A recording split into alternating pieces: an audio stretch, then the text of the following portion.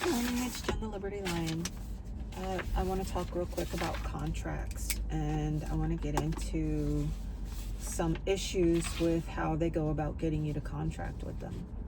So first of all, we have unwritten and written contracts, or express and implied. So unwritten is implied, written is express. So you also have some contracts that require both things to happen. So you have some express things, and then you have some written things as part of the complete contract, such as marriage. So you'd go through a courting process.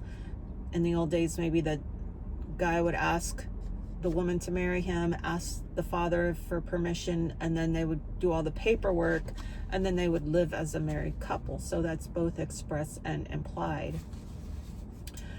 The driver situation, the traffic situation, or commerce, transportation codes, whatever it is in your state, it's kind of the same way. So you have your driver's license, but then you also have your state, and your state is registered, or your vehicle, and your vehicle's registered with the state, but it's also registered with the county. So you have state plates, and then you have county registration, and then you have your personal identification. So it's a contract for your vehicle, a contract for you, and so that's both express and implied. You also have implied contracts, like when the cop comes to your door and says, I need to see you in your trunk, and then you get up and you open the trunk. So that's an implied contract, sort of like the same as if a guy buys a girl a drink and she accepts the drink. That's sort of an implied contract that something more might happen later on. Then you have the difference between contracts and law. So you have actual laws that apply to everyone, no matter what. If you're in this country, the laws apply to you, but you also have, those are positive laws, but you also have laws that apply to people doing certain things that are in a contract, and then the contracts between you and that other person or that entity. So your taxes are a personal contract, your driver's license is a personal contract, your car is a contract with the state and you and the vehicle. So you have positive laws, which are actual laws or statutes, and then you have the non-positive laws, which are policies or codes. And they're not the same thing. You can have statutes embedded inside of policies, and so you have statutes written inside a code, but that doesn't mean that the whole code is a positive law.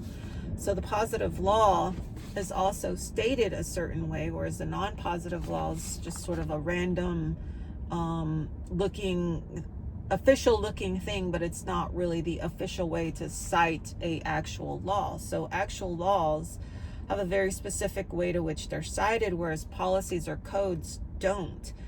And they're not cited as if they are law. And if they were cited as if they are law, the judge would say, well, on its face, yeah, it appears to be a law, but it's not. And that's where you get to the law that actually says prima facie evidence of the law having been made. So it's got to be made positive, either by the government, that applies to everyone, or to the person. And that's why I think the judges, in their list of forms that they have, the motion to dismiss for lack of subject matter jurisdiction is as far as my research goes, the only motion to dismiss that the judges have, because their statutes or their codes or their policies are not actual laws. They're just contracts between you and the person. So when you have some sort of contract in place or not in place, but they assume that there's a contract in place, or they pretend there's a contract in place, or they pretend that their code is an actual law when it's not, you can argue with them about it. But their thing is to try to get you to believe that it's an actual law. This goes way back from ancient times, where the legislators in ancient Rome would pass these policies, pretend they were law, and when they did that, they knew that what they were doing was wrong in some way, but they continued to do it anyway because it was the trick that they used to try to get people to behave themselves, basically. So when you're not following their pretend laws and they want to put fear in you, they'll say, well, if you don't do this, we're going to issue a warrant for your arrest. So now we're getting into the ways in which they try to get you to be obedient, even though you're not actually required to, because a lot of these policies or codes, since they're not laws, you don't have to follow them. And so they try to do things to get you to follow them, to make you believe that they're the law. One way is persuasion. Okay, persuasion is, I guess you could say, the gentlest way to just persuade you politely. Another way is coercion, which is a little bit more forceful. And then, of course, there's extortion, which is the most forceful way that they can get you to follow a law. So to persuade you is to get you to try to just believe it, just please follow this, just do this. And if you don't, then everybody will not do this thing, and then you'll have chaos in society. So everybody needs to get a driver's license or there's going to be chaos in society. So it's just to convince you, to motivate you, to impress upon you the importance of it, to lure you in, and just sort of a gentle way of doing things. Sort of like if you were teaching your child something, you wouldn't say do it or else. You're teaching them, so you're trying to get them to understand the reason why you want them to do this thing, and let them find the reason in it themselves and decide, yeah, I guess that's a good idea. So that's persuasion. Then they have coercion. Coercion is to apply more pressure, to sort of manipulate, to compel someone, to overpower them, to threaten them, to, it requires more force. And then, of course, extortion says you better or else, and if you don't, then I'm going to hurt you and I'm going to do these bad things to you. And so my question is when the cops come to your window and they say, well, if you don't sign this contract, if you don't sign this citation, I'm going to have to arrest you. What would that be? Would that be coercion, persuasion, extortion? I think when they say it, it's coercion, but when they do it, now that's extortion. So they can say, well, we're going to issue a warrant for your arrest. We're going to do this. We're going to do that. Well, that's just coercion. That's more than persuasion because it's threatening a harm. So that's coercion. When they actually do it, that's extortion. Okay, because now they've taken you from being able to be with your family. They've taken you from being able to go to your job, to pay your bills, and now they've inflicted an actual injury on you. It's not just a threat to do harm, but it's an actual harm. So recently, I'd gotten a ticket and they were saying, well, I managed to be able to email the people, email the city back and forth. And so they were saying, well, if you don't pay, we're going to issue a warrant for your arrest. So they sent me a paper and told me to sign the paper agreeing to appear. And I wrote them back in the email and I said, is this a contract? And if it is a contract, is it negotiable? And they said, no, it's just an agreement to appear. Okay, well, an agreement to appear is an agreement is a type of contract. Okay, not all agreements are contracts because you can't agree to an unlawful thing. Whereas if it is a lawful thing, like an agreement simply to appear is lawful. So it is a contract. It is a legal contract, but it's an offer. It's an offer for you to come in and to appear, because contracts are always offered to you in some kind of way. Here's the offer, now you sign it. Or here's the offer as in, I'm going to buy you a drink, and if you accept it, then we both are thinking maybe we want to have some more communication later on in the evening. So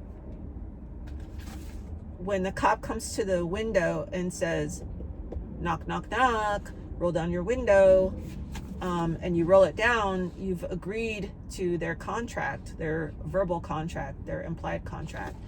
So with the courts, when they send me something and they say, we want you to come in and talk to us, and we want you to sign this paper promising that you're going to come in and talk to us, that's an agreement, which they said it's not a contract, it's just an agreement. And agreements are contracts unless they are unlawful or illegal. So all legal things cannot violate the natural law. Nothing legal, nothing contracts. You can't contract with someone to violate the natural law. Okay, the natural laws. That makes it not only illegal but also unlawful, because it's unlawful to violate the natural law, but it's also goes against nature for man to try to compel someone else to do something that goes against nature. So it's illegal. So when they are threatening, that's coercion. So they threatened, well, if you don't appear, then we're going to issue a warrant for your arrest. And then that's coercion, and it's still an agreement. So when I said, well, is this an offer to contract with me? And if so, is it negotiable? Which all contracts are negotiable, because they can't be by force. They're voluntary. And this, she said, no, this is an agreement to appear, which makes it a contract, to which I did not agree to appear, and they dropped it. Okay, so yeah, they completely dropped it and waived all the fees and everything. So these people, what they do is they will try to coerce you, they will threaten you, they will try to use force, they will use the threat of force against you. All they can do is make contracts with you, either written, unwritten, express, or implied, because most of the things that they do are not actual laws. They're policies or codes, which cannot be stated as if they were positive laws, which are the laws. So like positive laws would be like the natural laws, organic laws. And when we write down the positive laws, we have to write down a very specific way of designating these as actual laws, which is the proper citation. The proper citation, it has to be cited properly according to the laws. Like when you look on your 1040 form and it has something written on it, like, oh, 26, blah, blah, blah, title 26, blah, blah, blah. It's not stated. That little thing is not stated in the positive law form, because it's not positive law, it's a contract. Okay, it's only a contract. And even if they do state a policy as if it were a positive law, you go in front of the judge and you say, this law is stated in a positive way, but it's not a positive law, and let's see the proof that this law has been made positive, that this conforms to the actual laws. And if they can't produce it, then there's no evidence of this policy ever having been made a law. Even if it's codified, it's not a statute, it's not a positive law. Okay, and don't forget the amendment in the Constitution that says that we're not required to voluntarily, or we're not required to be of service to anybody. We are not servants, we are not subjects. So that is an important aspect to take note of, that the Constitution protects our right not to contract by saying that no man will be compelled to involuntary servitude.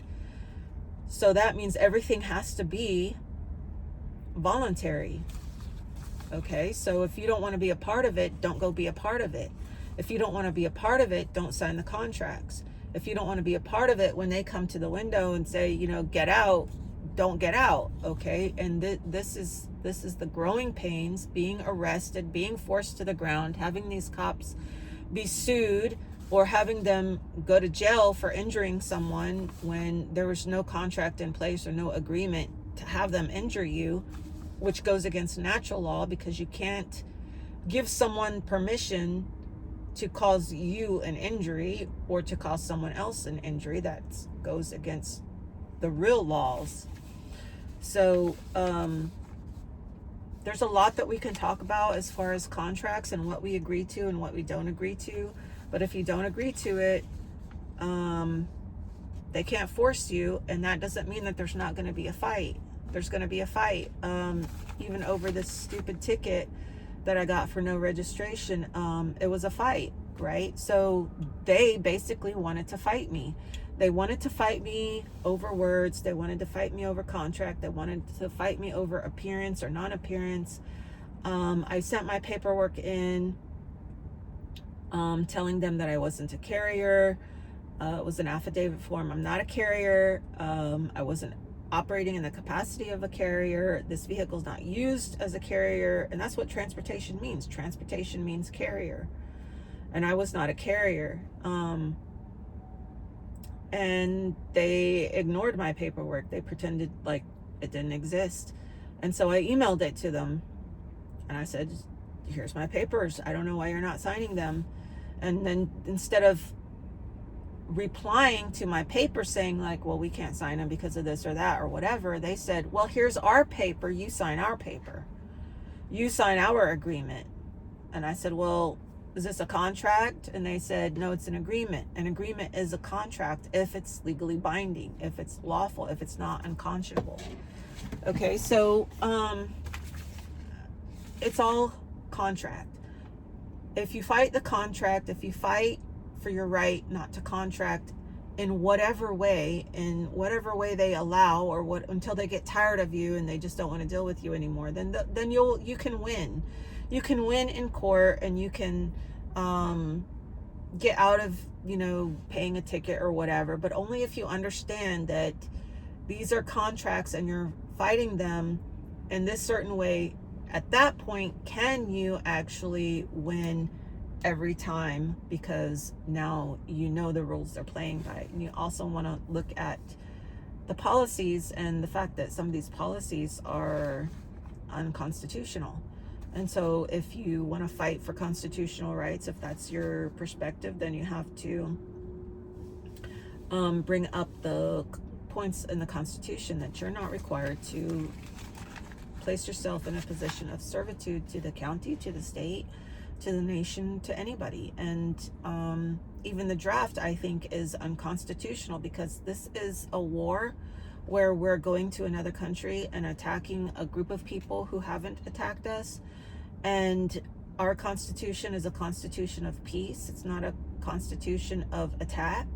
It's a constitution of, we protect ourselves and we build forts and arsenals and all these things so that if we're attacked, at that point in time, then we protect ourselves. But we protect ourselves on our own land. We're not supposed to go to other countries and just start fighting people. So I think they would claim this as defense in a preventative maintenance kind of way. And I don't think wars should be preventative maintenance, to peace. I think that the founders, what they wanted was for us to protect ourselves in the event we are attacked, only because that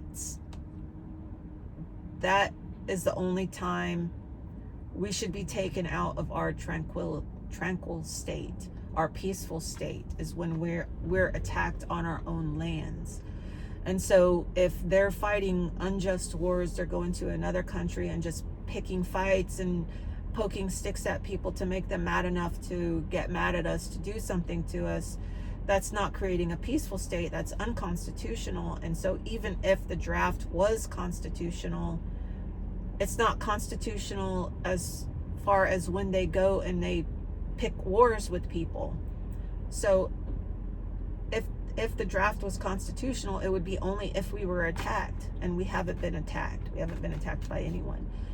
But basically the entire system is just contracts. That's all they can do. All they could do is contract with us, get you to sign things, get you to agree things, get you to obey.